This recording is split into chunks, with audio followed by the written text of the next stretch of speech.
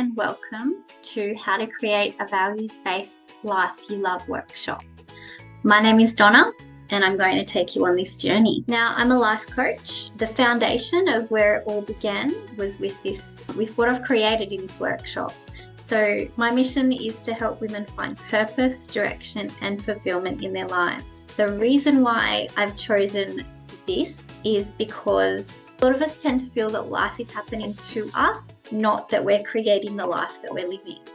And by doing this workshop, I'm wanting you to be able to take back control of your life and live it on purpose. So have the direction that you know that you're working towards, the goals. So you have that sense of fulfillment within yourself because you're working towards something that lights you up. So what we're going to cover in the workshop is to look at and assess all areas of your life. We're going to do this through a wheel of life. We're going to uncover your values. So we're going to work out what it is that's most important to you, if that's something that you want to continue having important to you, or if it's something that you're wanting to look at trying to change and tweak so it can work more effectively for you. And then we're going to reinvent your life. So recreate, have an idea of what you need to do to be able to reinvent your life as your best self. And by the end, you will have gained clarity, direction, and fulfillment. Now, we live in a society where between 80 and 90% of people can language what they don't want, not what they do want. So let's learn how to define what we do want. And by doing that, we're going to do this Wheel of Life. So the Wheel of Life exercise is a really good foundation point or starting point to get a big picture idea of what it is or where our life is at, and then what it is that we're wanting to be able to get it to where we want. So what I want you to do, if you haven't already downloaded the Wheel of Life exercise book, I want you to just grab a piece of paper and draw a circle. And then if you draw a cross, like a hot cross bun, and then an X, and then you'll have the part. So we've drawn a pizza with all the cut up pieces. And then above each one, I want you to write the hobbies and interests, intimate partner, family and friendships, finances, health and fitness, personal growth, career and adventure. Now, there's a couple of other things if some of these don't resonate with you. So, for example, adventure and hobbies and interests can go into one. And if you want to do that, you can add in self-care, or you can add in faith and spirituality, or environment, for home or for work or for both.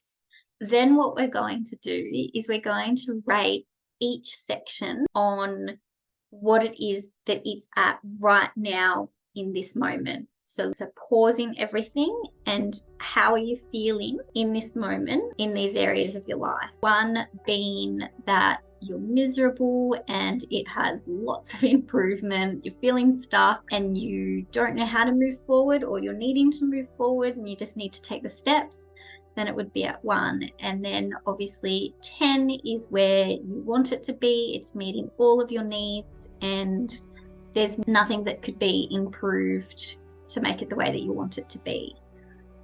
I'll start with finances. Finances can be also around your money mindset. It's not necessarily just about how much you're earning, it's also how you're using it.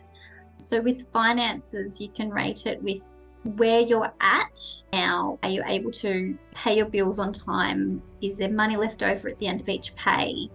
Are you spending unnecessarily? Money mindset can be where we self-sabotage. So we can have a gauge where we're comfortable, our nervous system feels comfortable with a minimal amount of money in the bank or a negative amount in the bank because we're so used to it, and we can self-sabotage if we have more than what we are comfortable with. And we can work through that and create comfort within our nervous system at a greater amount of money in a bank account. So if you're happy, you're paying your bills on time, you're earning enough, you're living the life that you want with finances, it's not like you're not able to do things because there's not enough finances, then you can be rating that higher. Family and friendships, how we can assess that is the people that you're spending your time with, the most time with, are they people that you leave and you feel satisfied, you are happy, or are you leaving them and you're feeling low on energy, that it's draining, stuck with, drama and gossip? What type of conversations are you having? And are you leaving feeling happy and fulfilled? Intimate partner, if you have someone special in your life, how is that? And if you don't, then that's where maybe that could also be popped over with family and friendships. Intimate partner can be under that category as well, and you can open this one up for something else that might want to add. Hobbies and interests. Now, as we get older, we tend to stop our hobbies. We get stuck in just work and maintaining the house, being a parent if you are, and you always feel like you don't have time for you. And so this is where self-care can come in as well, because hobbies and interests can be part of self-care, because it can be some downtime, and we all need downtime. Self-care can also be going to get a massage or doing meditation, things that help bring you back to center and set you up to have a successful day. Adventure I've put on here because it's something that's important to me, and that's why I have it separate. With adventure, for example, for me, I live in an area where there is mountains, and for me, adventure, I really like going and climbing those mountains. I find it is active, so it meets my health and fitness goal, and it also is exciting, and so it's like an adventure for me when I get out and climb the mountain. I don't do it very often, but it's always really fun when I do, and I have that sense of achievement. Now, before I knew how to meet adventure resourcefully, I used to meet it in an unresourceful way, which is why I've put it here, because it's about being able to do it in a resourceful way. So unresourcefully in the past, before I was aware of being resourceful and unresourceful. So unresourceful, I used to meet my adventure value in ways where life would be too calm, and then you would hang around someone who was not healthy for me, or I would get stuck in drama and gossip. It would be meeting that energy within me for adventure, but in an unresourceful way. I've learned how to meet that adventure as a resourceful way within myself. Career.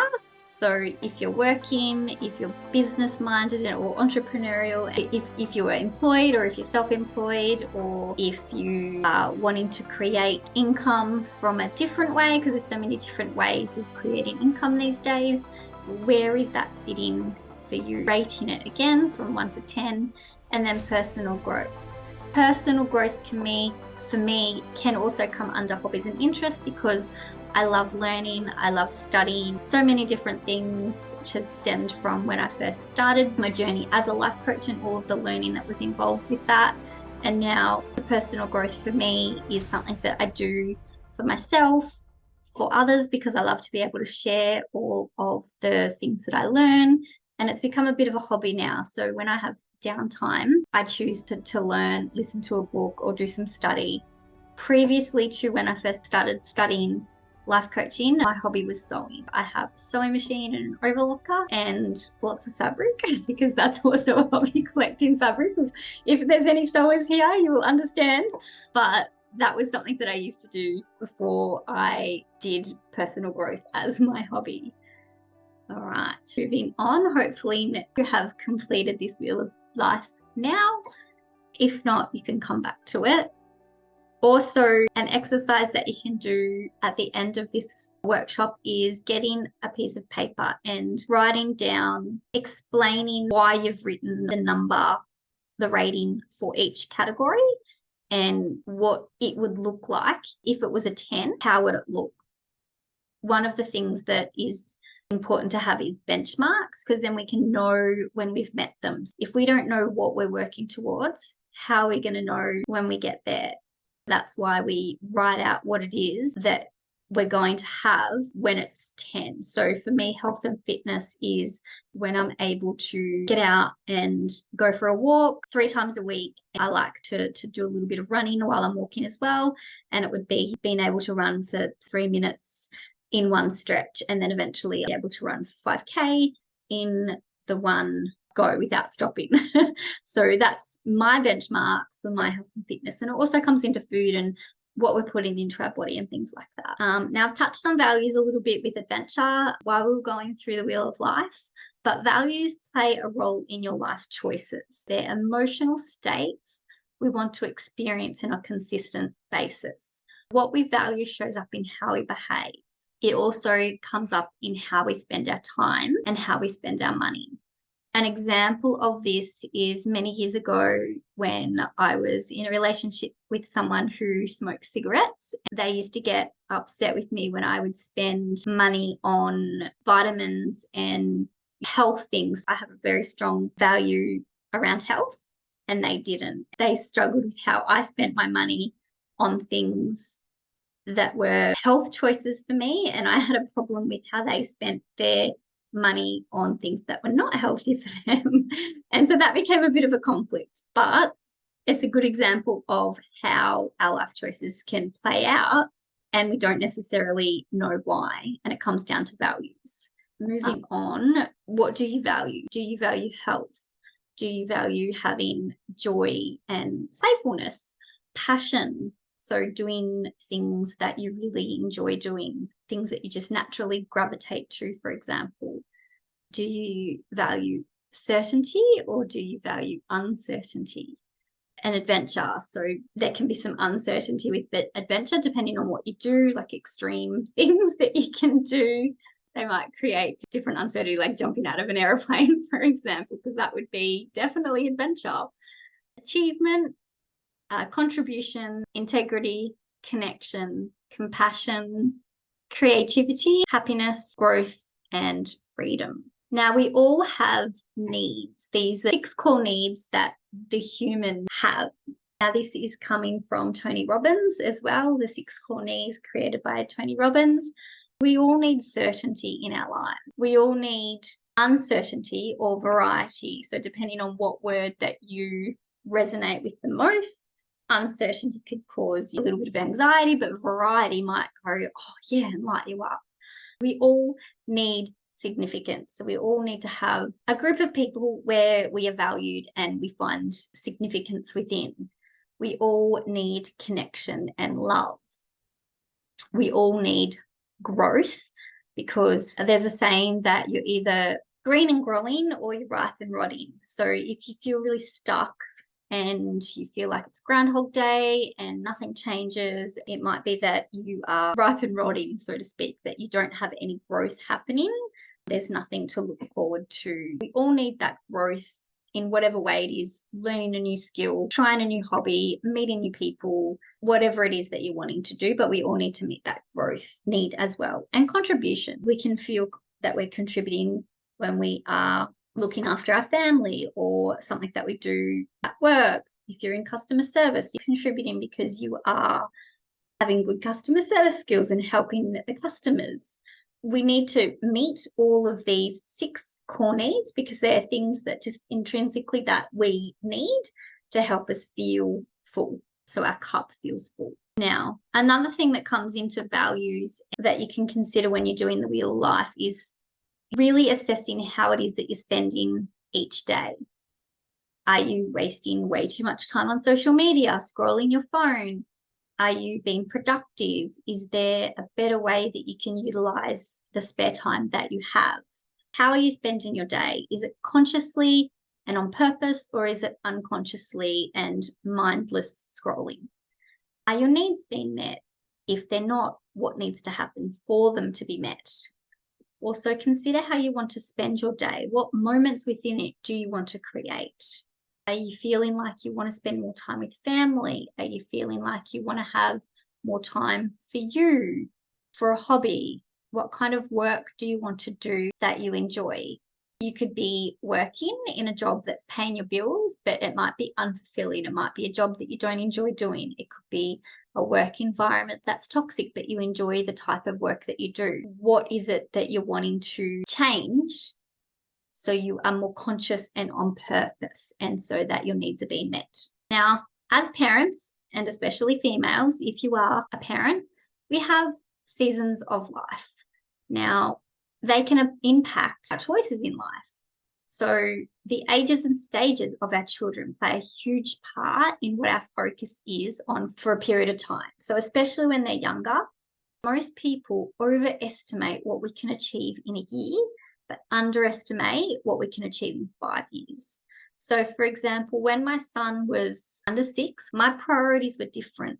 The time that I had was different to be able to do all of the things that I wanted to do because my focus was on parenting. Now that he's older, he's getting more independent, and it's opening up more time for me to be able to be more independent in my time. So the season that I'm currently in is different because of the stage that my child is in. So when we're looking at planning our next few years and the goals and the things that we're wanting to achieve, we need to be realistic about the season of life that we're in. So if we've got all of these goals, but we don't have the time, the capacity, the energy to be able to put time into what we're wanting to achieve, then we're just setting ourselves up to feel like we're failing when we're not. It's just that our priorities need to be in alignment with the season of life that we're in. Okay. So now that we've done the wheel of life, now that we've looked at what values that we have and how we're wanting to spend our days and our time, it's time to create a vision board. One of the really cool things about creating a vision board is that it's not something that you will be creating straight away. It's like dream big. It will be hopefully lasting you, say, 5 years, and you can constantly work towards what it is. But it's also having the vision there. Neuroscience research from UCLA has proven that using visualization to work on achieving your goals and dreams changes your reticular activating system, or RAS for short. What that means is your brain is programmed to look for opportunities to meet what it is that you have put into your focus. For example, a few years ago when I was looking at buying a new car, I was thinking I wanted a SUV. And so everywhere I was, all I saw was SUVs. And then I was looking at different brands, and I ended up buying a Honda. But when I was looking, I was considering a Toyota RAV. And I could see, like, all of a sudden, everything I saw on the road were Toyota RAV4s. And then I moved on and thought, no, I want a Honda CRV. And then all of the Honda CRVs is what I saw, because my brain, my reticular activating system, was showing me what it was that I'd put in my focus. And something really awesome about that is that you can mentally rehearse for future behavior, which leads to you more likely to follow through on that action. And that reference comes from Mel Robbins' book, The High 5 Habits. So what that means is if you're doing some affirmations, or if you are trying to visualize what it is that you want your life to look like when you're doing the wheel of life, and you're going, well, it's only at, say, 4, like a particular area might only be at 4 at the moment. You're like, well, what would it look like if it was 10? And you can close your eyes and you can try and visualize what it looks like, what it feels like, how it is that you're wanting it to be. And you can visualize yourself taking one step at a time to meet that. So you could go, the big picture, this is 10, but sometimes you go, but I don't know how to get there because it's such a huge jump. But if you look at the staircase being, this is the top of the staircase and you're at the bottom, or you're on step 4, what do you need to do to get to step 5? And then what do you need to do to get to step 6? So if you're mentally rehearsing that future behavior, then it leads you to more likely to be able to follow through. That can also be sometimes when you have deja vu, because you're like, I've been here before, but sometimes it's just that you've mentally rehearsed something without even realizing it. You've visualized it, you've dreamt it, and then you kind of go, wow, like this is like, I'm here now kind of thing. The brain is amazing and I really love it. This is something that's really cool to be able to do. So I love affirmations. I love doing law of attraction, so manifestation, and this is sort of the science behind that, because a lot of people think that the law of attraction or manifesting is woo-woo or not real. You still have to take the action. You need to, like when you do the law of attraction or when you're trying to manifest something, it is not thinking about it and then it will just magically come to you. It is thinking about it, thinking about the actions that you need to take to be able to achieve it. And then your brain will help you, will seek out the things, the opportunities, and you'll be more open to them when they arise, because you'll see them because you've mentally rehearsed it. I hope that makes sense. Now here's a vision board that I created quite a few years ago, which some things that I have met. So I now have a dog. It was originally that breed of dog that I wanted, but I don't have that breed. I have a Groodle, but I still have a dog. So I've still met that. When I did this, my son was really little and he really wanted to go to Disneyland in America, which we haven't done yet. When I first did this, I didn't have a lot of friends. And this was where I wanted to create a little network for myself and have people that I loved and had good friendships with. And they were the type of friendships that I was looking for at the time. And I have met some really beautiful people that are really beautiful friends, and that has been met now.